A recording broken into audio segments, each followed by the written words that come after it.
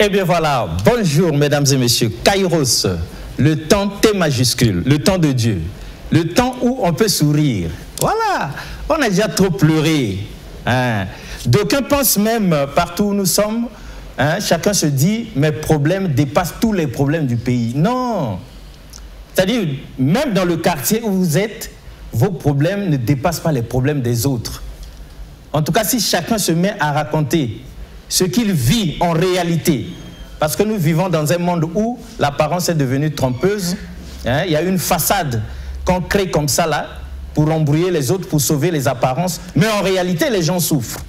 Maintenant, si tu penses que ta souffrance dépasse celle des autres, tu vas te fatiguer. Et voilà, depuis que vous avez pensé que non, il n'y a rien de plus chaotique que mon mariage, vous avez lâché prise.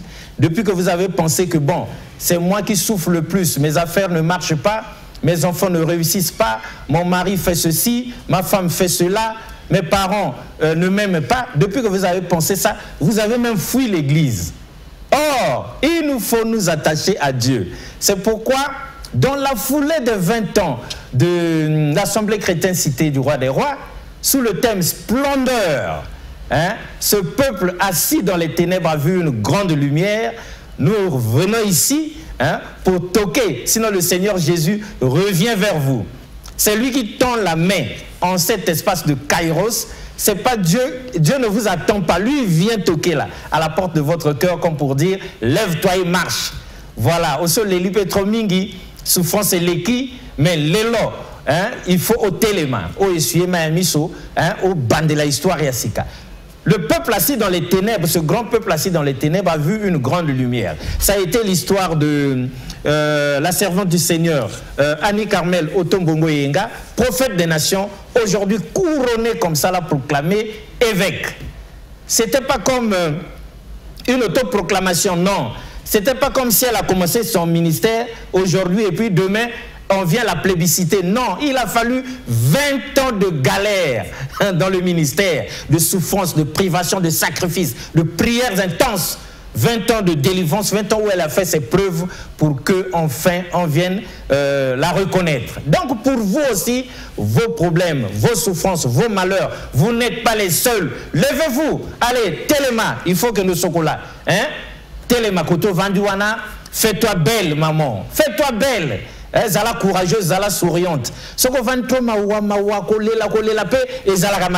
parfois, or la sagesse populaire dit, aide-toi, le ciel t'aidera. Donc, sous l'exemple de ce parcours extraordinaire du prophète des nations, nous avons ici, devenu évêque aujourd'hui, nous avons ici son émissaire spécial de toujours, donc son envoyé spécial ici, le pasteur Trésor. Pasteur, bonjour.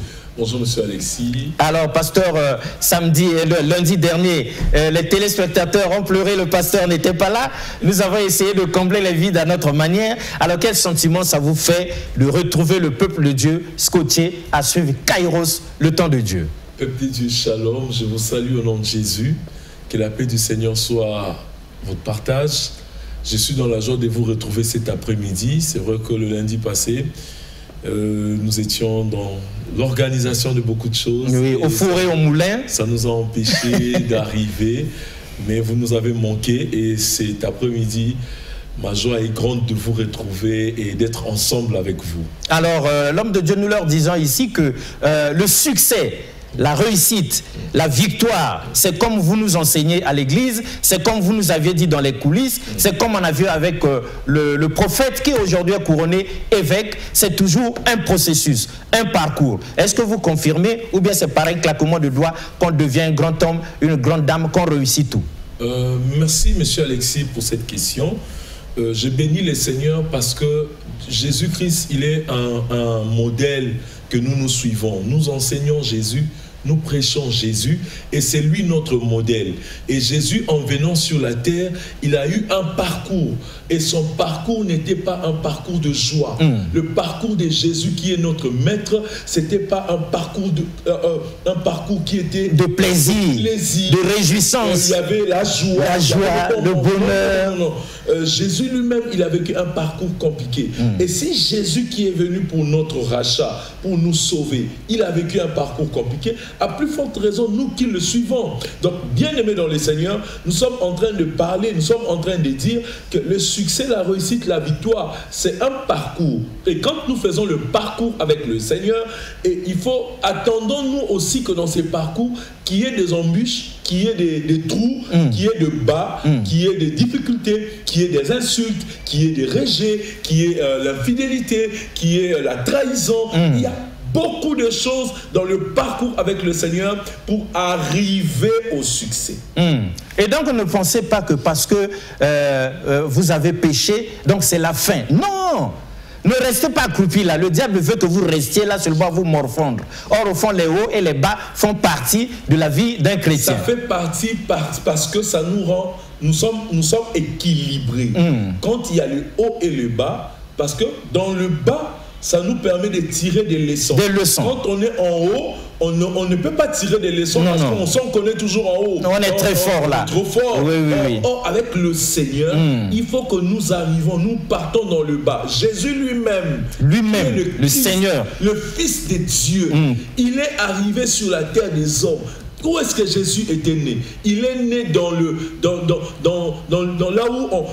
bétail, là où on élève le brebis, là où si il y a nyama penza. Ouais, et Jésus et alors Jésus, quand il est né, il est arrivé, il est venu pour une mission salutaire. Et après cette mission, qu'est-ce qui est arrivé à Jésus? Jésus, il a fait des miracles, il a multiplié les poissons, il a guéri, il a ressuscité les morts. Mais qu'est-ce qui lui est arrivé? Lui-même, il est parti dans le séjour de mort. Vous voyez qu'après avoir fait être brillant, il est parti au séjour de mort. C'est-à-dire il est mort, après il est ressuscité. Il est ressuscité. Donc ça veut dire que c'est un parcours merveilleux. Voilà. Pourquoi? Parce que nous aussi, quand nous allons enseigner, il arrive que je suis en train d'enseigner. Ça peut arriver que dans ces parcours, qui est le bas. Mais ce n'est pas la fin du monde. Ce n'est pas la fin. Quand il y a le bas, le Seigneur est en train juste de nous enseigner. Parfois, il y a des leçons, des leçons qu'on ne peut que tirer quand on est dans le bas. Dans le bas. Or, quand on est très fort, on ne peut pas. Non, réfléchis pas. Voilà pourquoi Jésus lui-même, il nous exige d'observer. Quand nous parlons de temps kairos, les temps kairos, c'est un temps où Jésus rentre en scène de ta vie. Quand tu vis le chaos, oui, Jésus vient, il rentre en scène de ta vie. Donc ne passe pas ton temps à te plaindre, ne passe pas ton temps à te morfondre. Et c'est la vie. Ça peut arriver aujourd'hui, mais demain tu te relèves, tu prends courage, lève-toi, prends courage, avance avec Jésus-Christ. Voilà un peu la bonne nouvelle que nous vous apportons. Exact. Le Seigneur dit, lève-toi et marche. Yes. Lave-toi, parfume-toi, sois à l'aise. Effectivement. Fais confiance au Seigneur notre Dieu. Mesdames et messieurs, chers frères et sœurs, vous êtes en direct avec nous. Donc vous pourrez au premier numéro, le moment venu, appeler. Au deuxième numéro, écrire vos messages, vous mettez votre nom, nous allons les lire. Mais en attendant, pour que nous ayons une idée, que ce que nous arrive, lorsque nous perdons notre femme, nous perdons notre mari, on a perdu papa ou bien maman ou des enfants, on n'est pas les seuls. Toutes les morgues du monde entier sont occupées. Les gens meurent tous les jours. On n'est pas les seuls. Il ne faut pas qu'on pense que c'est la fin du monde. Au contraire, on doit savoir que la vie est un combat et dans ce combat, on a besoin du soutien de Jésus. Donc, quelqu'un avait cru au Seigneur, quelqu'un lui avait fait confiance, quelqu'un a vécu des vertes et des pas mûres. Donc, elle a souffert énormément avant d'être reconnue. C'est Annie Carmel Otombongo Yenga, prophète des nations, aujourd'hui plébiscité évêque, Roland Nyakekele. Est-ce que aujourd'hui elle a la tête d'une église parce qu'il y avait à boire, à manger, à s'amuser, de la réjouissance ou quoi? Ou bien il y a eu un parcours, il y a eu des difficultés, il y a eu des sacrifices, de l'expérience? Roland Nyakekele, le prophète des nations, devenu aujourd'hui évêque, dit quoi elle-même? Pour moi personnellement, tous les événements se sont rassemblés pour me permettre aujourd'hui de me lever. Je pense que le quorum est atteint pour moi et pour l'expertise que j'ai eue et pour le cheminement que j'ai eu avec Dieu, que le temps était arrivé pour que je me lève et pour que je puisse parler du Seigneur, gagner ceux qui sont encore dans le royaume des ténèbres pour les amener vers la lumière. Et aujourd'hui, vu ce que j'ai vécu, j'ai comme l'impression d'avoir fait le tour du monde. Avec tout ce que j'ai vécu, j'ai l'impression que je peux me lever pour leur partager mon expertise et parler du Seigneur Jésus-Christ, qu'il revient bientôt, qu'il est vivant, vu les circonstances que j'ai traversées, vu les problèmes que j'ai traversés, le Seigneur ne m'a jamais abandonné. J'ai vu sa main dans toutes les épreuves, dans toutes les détresses. Il reste le Dieu qui m'a pris de la poussière pour me lever, pour me mettre là où je suis aujourd'hui. Il faut le célébrer d'une certaine manière et dire au monde qu'il est vrai, qu'il existe dans la vérité.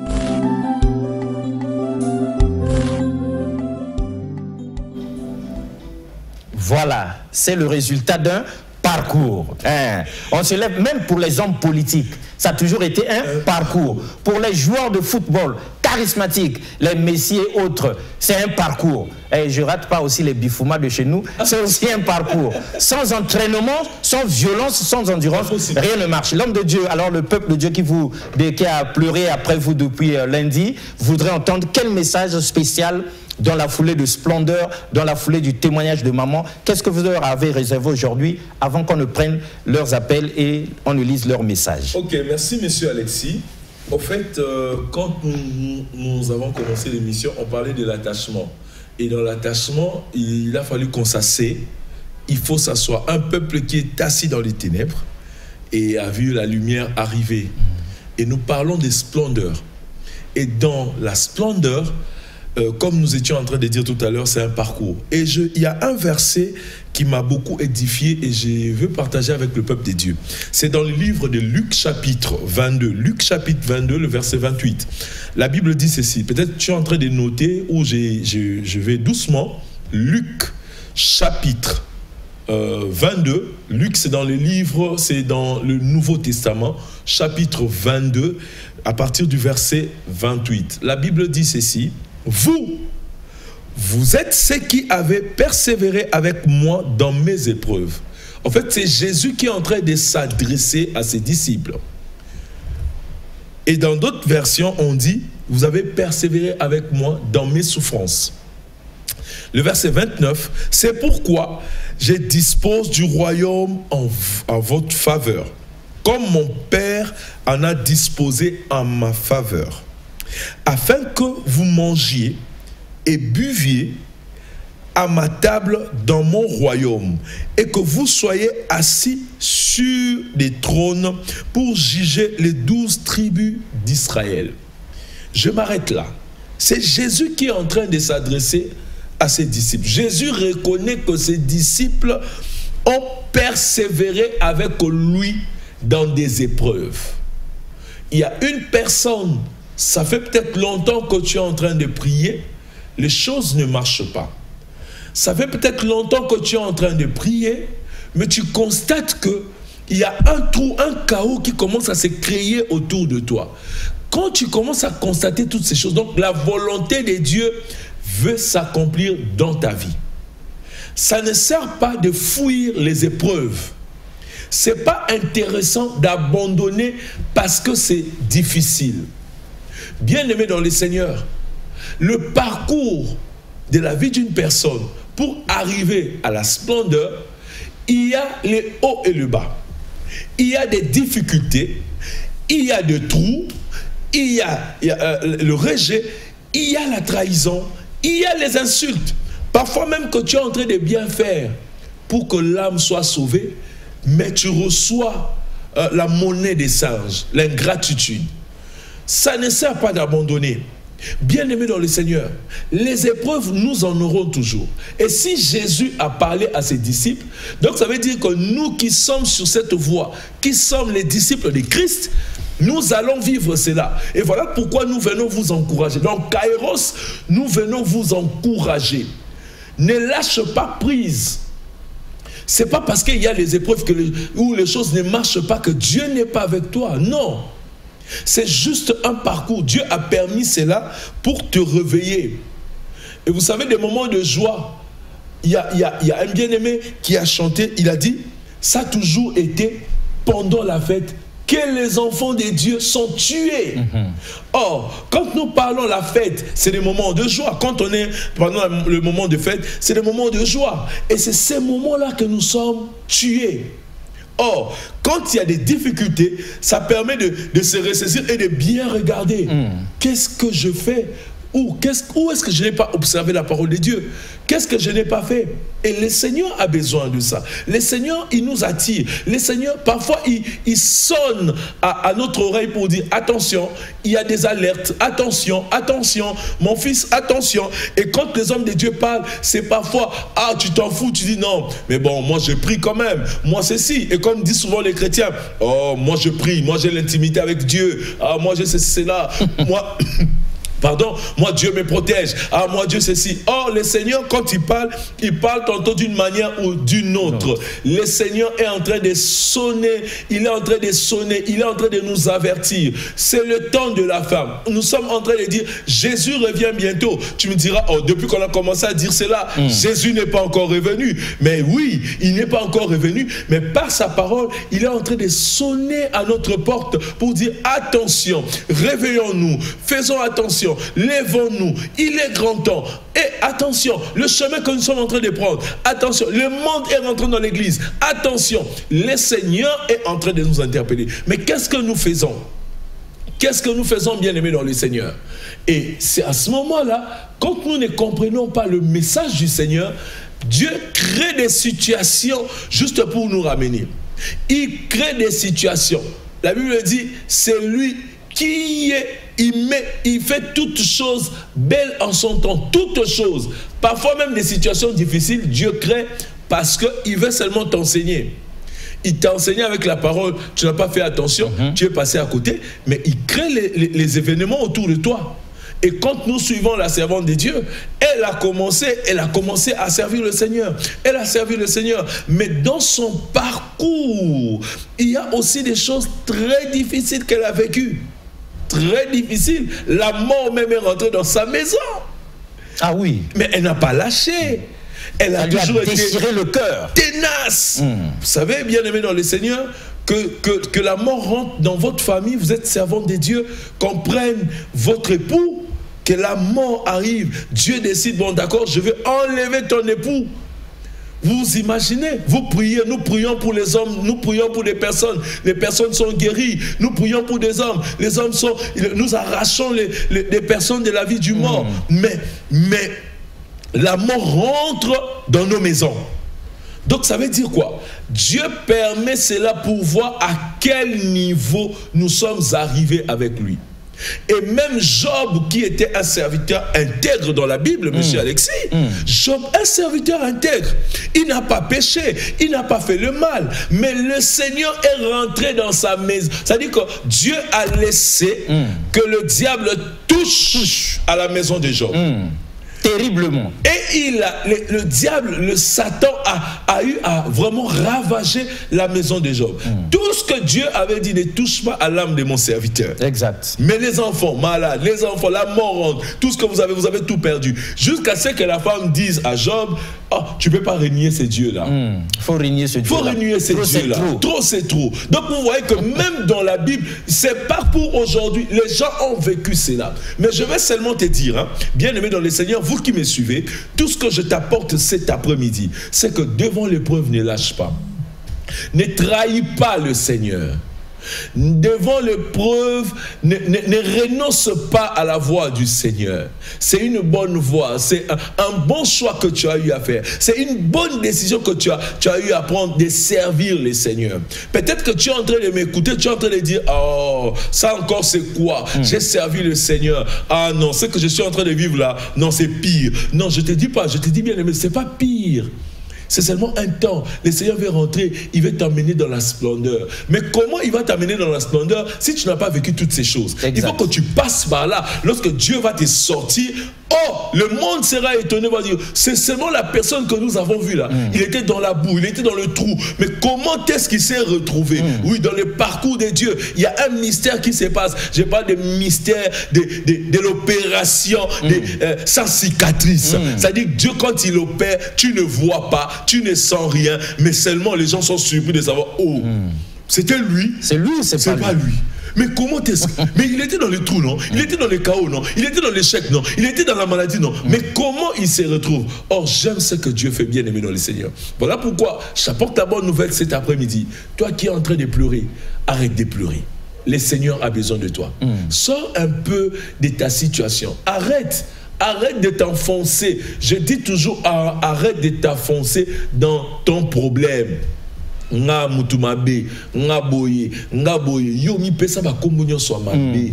O mi pesa ba titre nyo so ya mabe. Le Seigneur ne veut pas il veut que tu changes ton langage. Et la délivrance qui t'amènera dans la splendeur, c'est lorsque tu changes la manière de voir les choses. Ta conception doit changer. C'est pas parce qu'aujourd'hui ça ne va pas que ça n'ira pas toute la vie. Non. Dieu veut que tu changes ta manière de voir les choses. Voilà, bien-aimé dans le Seigneur, les messages que je t'apporte cet après-midi.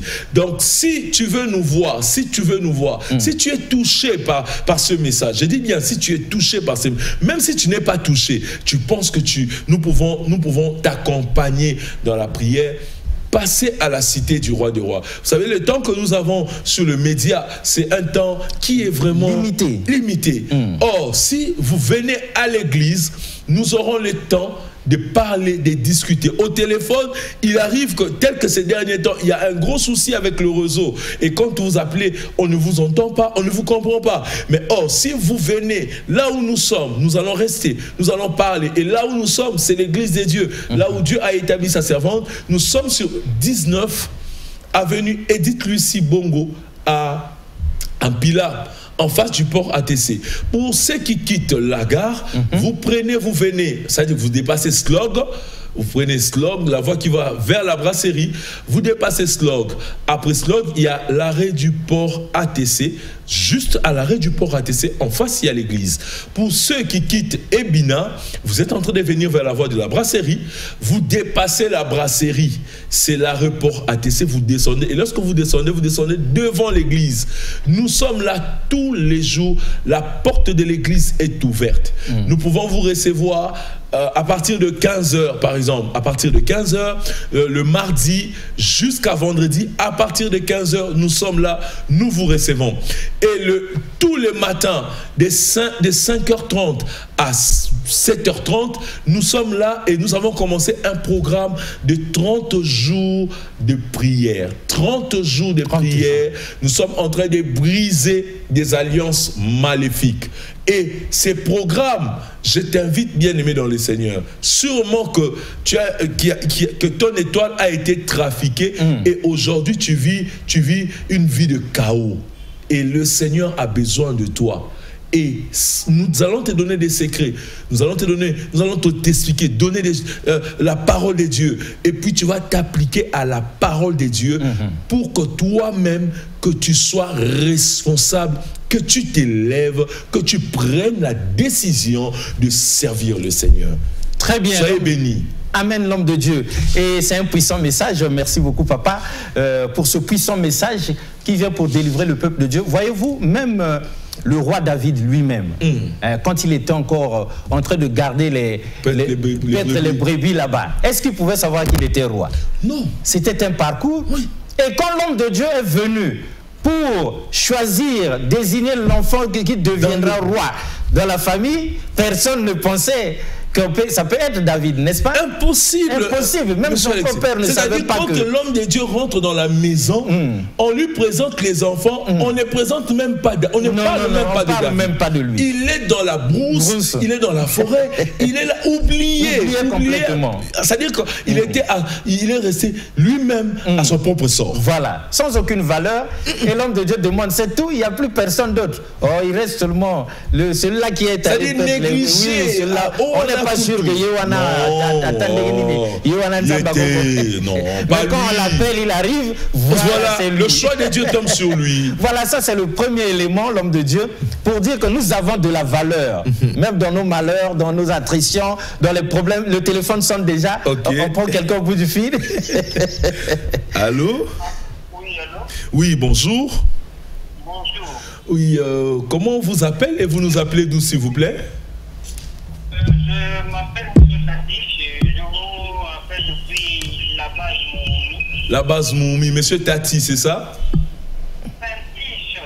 Saint-Tiche. Monsieur Saint-Tiche. Oui. Oui, on vous écoute, Monsieur Saint-Tiche. J'ai suivi votre émission. Oui. Et je suis Vu que nous sommes des brebis, on est parfois persistants, je veux dire. Et quand on constate des chocs dans la vie, on a tendance à négliger et puis à utiliser à tort parfois Dieu. Donc c'est que Très bien, ok, papa. merci monsieur Saint-Tiche. Voilà. Soyez bénis pour votre intervention et merci de nous encourager. Et nous vous demandons de ne pas lâcher. Ne donnez pas toujours la responsabilité à Dieu. Dieu, quand parfois il met des problèmes, il met des épreuves, c'est parce qu'il est en train de préserver nos vies. Nos vies. Parce que le Seigneur a donné à certains qui étaient pauvres beaucoup d'argent et ils ont fui l'église. Oh, effectivement. Depuis que le gars-là a beaucoup d'argent, on l'a nommé à un bon poste, toutes les femmes lui appartiennent. Et maintenant, il se retrouve au CH au 5e étage parce qu'il avait trop d'argent et trop de femmes. Donc, il y a certains moments où Dieu nous met en épreuve pour nous préserver. Et monsieur Alexis, j'étais hébété, j'étais en train d'écouter une histoire. Il y a un monsieur qui est revenu de l'Europe. Et ce monsieur, il est venu pour une fête. Après, il s'est retrouvé quelque part avec des amis qui ne maîtrisaient pas. Vous voyez, il était en train de prendre la bière. Voilà. Il ne maîtrisait pas. Mais vous voyez, le monde est devenu méchant. Très méchant. Quand on vous annonce la bonne nouvelle, on dit de ne pas prendre l'alcool, on va dire, est-ce que c'est interdit dans la Bible? Interdit dans la Bible. Nous, on va boire. Quand tu vas prendre l'alcool dans un ganda, quelque part, tu ne sais pas des personnes à qui tu es en train de, à qui tu as affaire. Et cette situation, ça peut te coûter cher.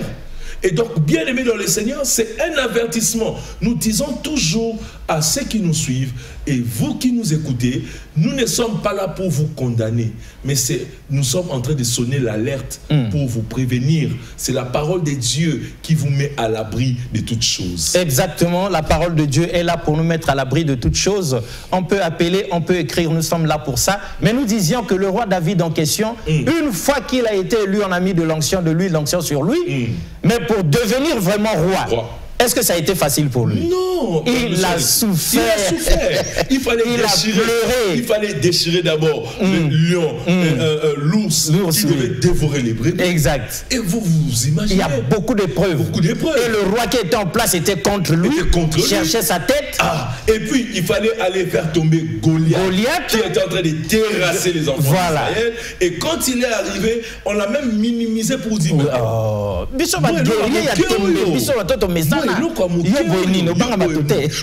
le Dieu qu'il avait choisi, ce Dieu-là ne s'était pas trompé. Non, non. Et c'est ce Dieu-là qui lui a permis de terrasser Goliath. Effectivement. Voilà. C'était pour la gloire de Dieu. Voilà pourquoi Dieu a permis que Goliath soit terrassé. Voilà, donc David a eu aussi un parcours. Et il a atteint la splendeur. Il est devenu roi. Il a vu la lumière. Vous aussi, sortez de ce qui vous tracasse là. La maladie et tout ça, c'est vaincu au nom de Jésus. Amen. N'est-ce pas, papa? Voilà, donc il y a eu quelqu'un, nous disions ici, qui a dit, elle-même, elle a témoigné de son parcours. Mais où est la splendeur? Quand Dieu l'a ramassée, elle n'était qu'enfant aussi, peut-être à 25 ans. Mais Dieu a fait d'elle aujourd'hui évêque. Mais quelles sont les conditions de cette splendeur, de cette victoire? Roland Nyakekele, dans quelles conditions se trouve le prophète des nations? Aujourd'hui évêque, où est-ce qu'elle travaille? Comment se trouve son ministère? Est-ce qu'il y a des tôles et des tissus décolorés? Est-ce que le Seigneur qui a donné la vision a donné aussi la provision pour que nous disions qu'elle a vu la lumière et qu'aujourd'hui, elle peut nous encourager et nous dire, nous aussi, nous verrons la lumière. Roland Nyakekele.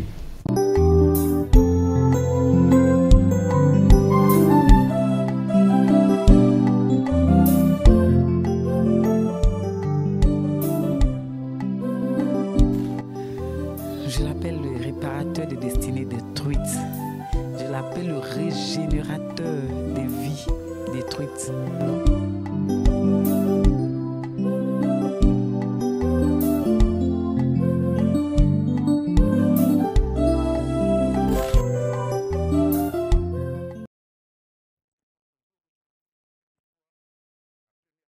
Évêque du Congo.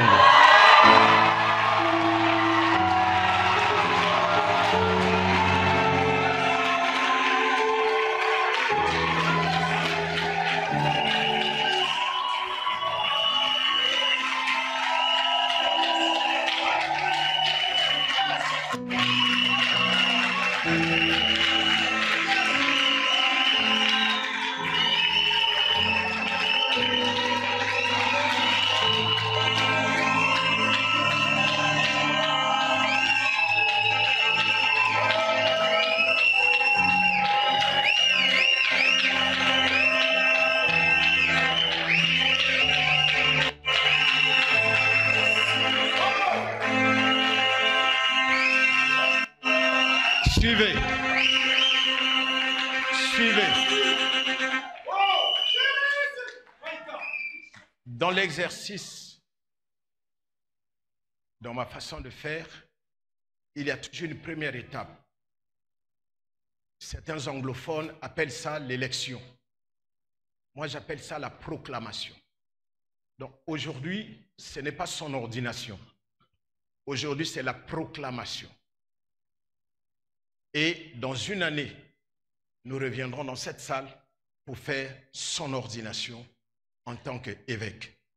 Aujourd'hui, ce n'est que la proclamation.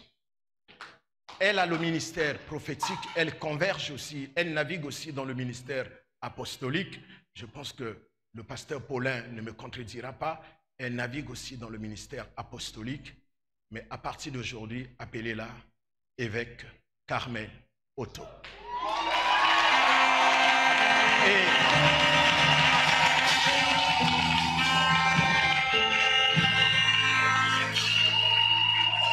Et ceux qui ont en charge l'administration sur les en-têtes, elle est évêque au sein de l'Assemblée chrétienne du roi des rois. Et on écrira, lorsqu'il s'agit de son cabinet, on écrira évêché. Donc ça vient d'elle. Et elle signera évêque Annie Carmel Otto, prophétesse. Alors, ceci étant, aujourd'hui, je n'ai déposé sur elle qu'un seul symbole. Le reste se fera l'année prochaine. Si vous venez l'accompagner, tout le monde, tous tes fils seront là. Dans une année ou 2 ans, nous allons voir selon ma disponibilité, nous allons faire son ordination. Je vais prier pour toi. Tu peux te mettre sur tes genoux, s'il te plaît, sur le tapis. Tu peux être face à moi, s'il te plaît, face à moi. Et tu peux tenir mes 2 genoux avec tes 2 mains. Nzambe na bomoi. Mozalisi yali kolo penase. Mokonzi ya milimo nyonso ya bato. Tala prophète Annie Carmel Otto Yenga. Lelo azui mokumba ya episcope. Voilà, retour sur ce plateau, donc l'homme de Dieu, comme on disait ici, chacun de nous a un parcours. Voilà que cette dame, le prophète des nations, autrefois c'était une frêle dame, Dieu l'a ramassée, Dieu lui a donné un ministère énorme, Dieu l'a éprouvée. Elle a vécu aussi des humiliations, elle a vécu aussi des problèmes, mais 20 ans plus tard, c'est la splendeur où on est venu lui demander pardon, où on est venu reconnaître son ministère et où le Conseil supérieur des églises de réveil du Congo est venu carrément comme ça la proclamer évêque. Voilà, désormais l'église là-bas devient évêché. Et la signature de ce document officiel, c'est l'évêque Annie Carmel Tombongo Yenga, prophète. Voilà, c'est ça. Et donc, nous aussi, dans nos malheurs, dans nos problèmes, Dieu est avec nous de la même manière. Et donc, il va intervenir. Alors, papa, est-ce qu'il y a quelque chose d'autre à ajouter au peuple de Dieu, comme pour leur dire, il est hors de question de se laisser abattre, il faut tenir fermement. Monsieur Alexis, merci. Je veux juste dire à une personne, il faut enlever dans la tête la barrière qu'on se met. C'est-à-dire, moi, si à ton ambokate. Voilà. Non, tout ça là, ça c'est des langages mondains. La brimade des hommes. Ok. Donc, nous, en tant que fils et enfants de Dieu, nous qui observons la parole de Dieu, ce que nous devons faire, ou ce que nous faisons, c'est que nous devons accepter toutes les grâces, les dons que Dieu a mis à son service. Vous voyez, nous bénissons le Seigneur parce que Dieu a élevé une servante. Elle est sortie de sa maison, elle a tout brisé pour venir servir le Seigneur. Quand je dis tout brisé, c'est pas briser le foyer, non. Mais elle était à la maison aussi comme toute autre femme. Mais aujourd'hui, elle s'est fait violence parce que le royaume des cieux appartient aux violents. Et quand elle a commencé à servir le Seigneur, au début, c'était pas aussi facile. Pas facile. Il n'y avait pas aussi d'autorisation. Non, non, non. On l'appelait pour dire mais il est l'heure de revenir à la maison. Exact. Il ne faut pas déborder. Il y avait toutes ces choses et on ne peut pas rester toute la journée à l'église. On ne peut pas aller en retraite 3 jours, abandonner la maison. Voilà. Mais c'était pas facile. Mais par la grâce de Dieu, elle a vaincu toutes ces choses. Donc voilà pourquoi nous disons à nos bien-aimés, ça peut être difficile, ça peut être compliqué, mais nous pouvons partager l'expérience avec vous. Voilà un peu. Exactement. Donc, quelqu'un demande ici, quelqu'un dit, c'est le frère Divin Deke. Frère Divin Deke, bonjour. Donc, frère de l'église, la communion des saints, la vie sainte. Voilà, frère Divin Deke. En tout cas, nos salutations, nous sommes en train de parler de ça. Si vous confirmez, écrivez-nous quelque chose. Qu'est-ce qu'on dit au niveau de la communion des saints? Est-ce que si tu tombes, tu vas rester là seulement à pleurer jusqu'à demain? Est-ce qu'à cause du chômage, à cause des problèmes dans mon foyer, à cause du manque de la stérilité, de la malchance, j'abandonne Dieu vraiment? Je vais dire quelque chose, monsieur Alexis. Très important, papa. Jésus lui-même dit, le juste il tombe 7 fois et il se relève. 7 fois il tombe et il se relève. Donc ça veut dire que c'est une image. Tu peux tomber plusieurs fois.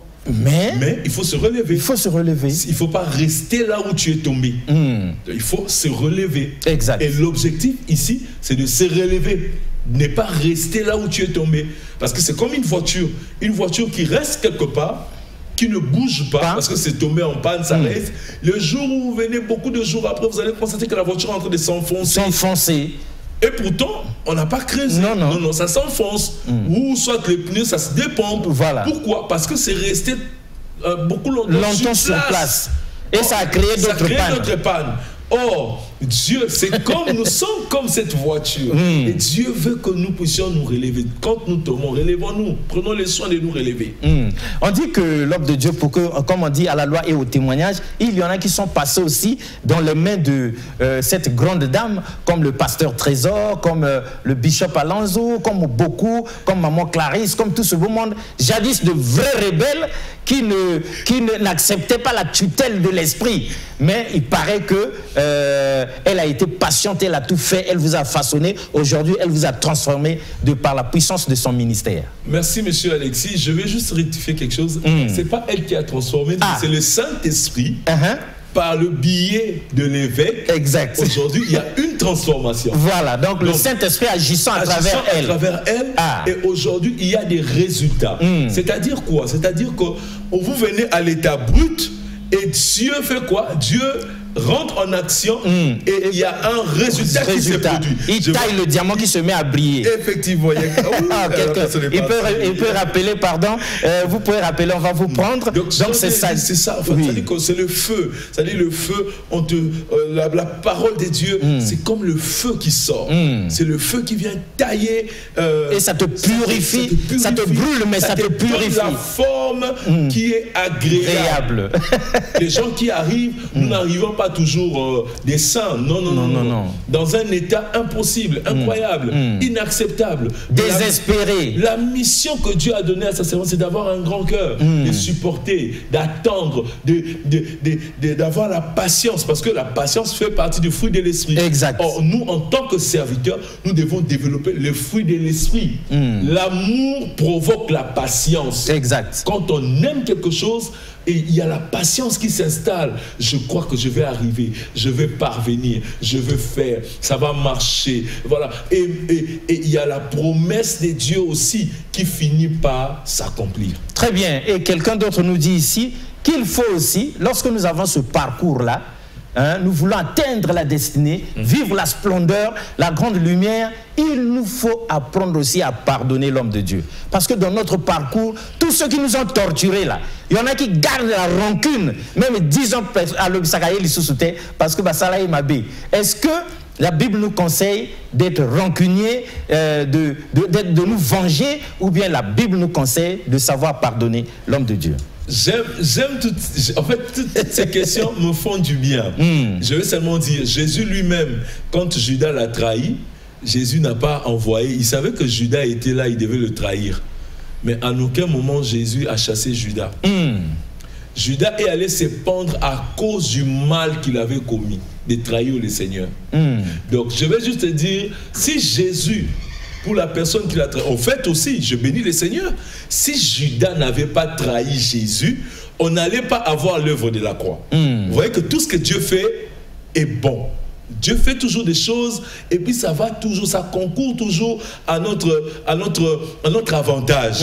Donc il a vendu le Christ, il a vendu Jésus, et Jésus est allé, on l'a pris, il est passé à la croix et c'est à la croix que tout s'est passé. Exact. C'est pour que nous ayons le salut. Et donc, heureusement que ça avait été fait comme ça, aujourd'hui nous sommes sauvés. Effectivement. Donc c'est pour dire à nos bien-aimés frères et sœurs, quand une situation qui est difficile, quelqu'un vous a fait du mal, on vous a fait souffrir, je dis à cette personne, c'est pas la fin du monde. C'est pas la fin du monde. C'est pas la fin du monde. Pardonne ces personnes-là. En fait, ces gens-là, Dieu a permis qu'ils soient des escaliers. Exact. Pour que tu vois la lumière. Pour que tu sois dans la splendeur. Le Seigneur Jésus dit à propos, pardonne-leur, car ils ne savent pas ce qu'ils font.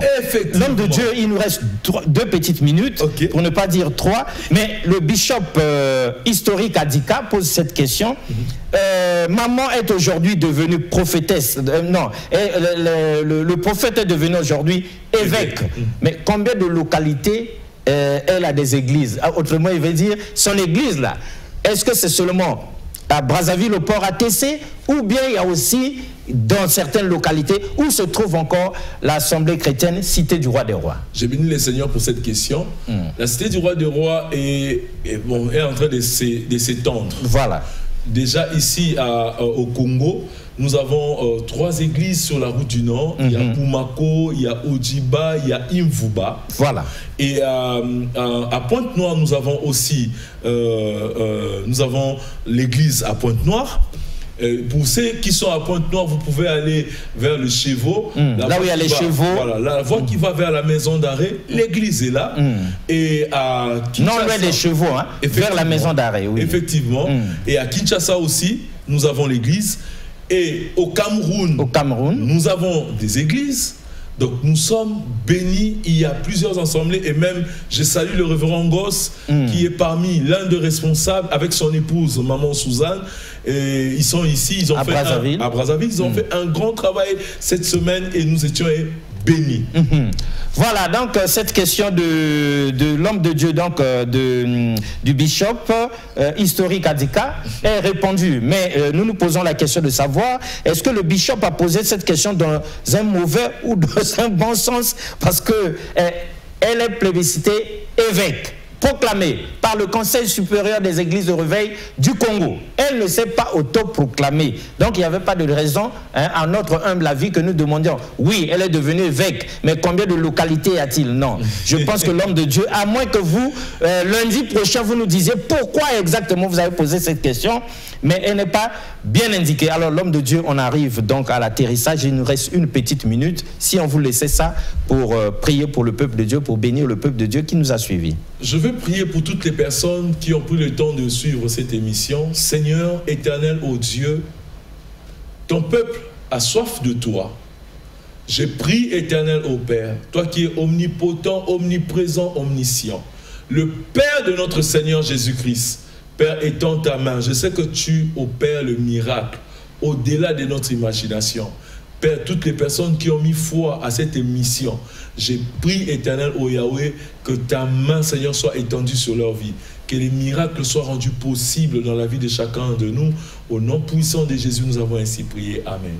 Très bien, amen l'homme de Dieu. Mais le bishop historique Adika nous aide aussi à l'atterrissage ici par son ancien message de lundi dernier. Quelqu'un nous demande ici, que pensez-vous du ministère de la femme? Est-ce que la femme a le droit de prendre? Lundi on avait décortiqué ça, mais on lit son message. Il dit, Psaume 68, 12, le Seigneur dit une parole et les messagères de bonnes nouvelles sont une grande armée. Yes. C'est écrit dans la Bible. Le Seigneur dit une parole et les messagères de bonnes nouvelles sont une grande armée. On n'a même pas dit des messagers, non, des messagères. Voilà, donc la réponse à la question est trouvée, merci Roland Nyakekele, on a compris. C'était une façon comme une autre de répondre à celui-là qui s'interrogeait sur le prophète des nations par cette écriture, Psaume 68, 12 du bishop historique Adika. Au revoir et à la prochaine. Merci beaucoup une fois de plus.